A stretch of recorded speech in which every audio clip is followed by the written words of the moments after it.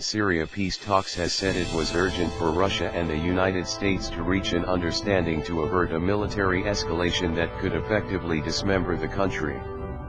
The two powers are pivotal to ushering Syria's warring sides into talks, Staffan de Mistura said, though their differences seem so deep Moscow and Washington may not be able to establish a cohesive steering group of countries with peacemaking clout. He said he would hold talks in Russia tomorrow and then in Washington. Mr. de Mistura said intensifying fighting coinciding with Russia's military intervention in Syria made it more urgent to get Syrian government and opposition groups talking. Putin defends Russian operations in Syria. Related audio and video. Watch. Putin defends Russian operations in Syria. What we must all avoid at all cost at this stage, is a continuation of conflict, and a partition which de facto is already being seen as a possibility, and we consider that a tragedy, he told a news conference in Geneva.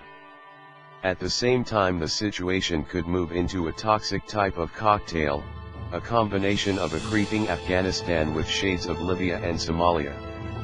Hence the need for an urgent political process to start now.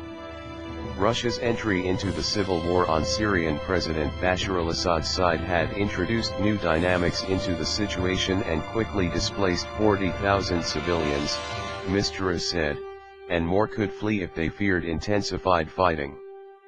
I am going to Washington immediately after Moscow. After all, it makes sense since the two countries have been discussing, and need to discuss the future steps, he said. The fighting in Syria has left towns and cities in ruins. Mr. de Mistura said Assad's government had signaled its readiness to join 4 working groups that he planned to convene in Geneva to tackle aspects of post-conflict Syria. But the opposition Syria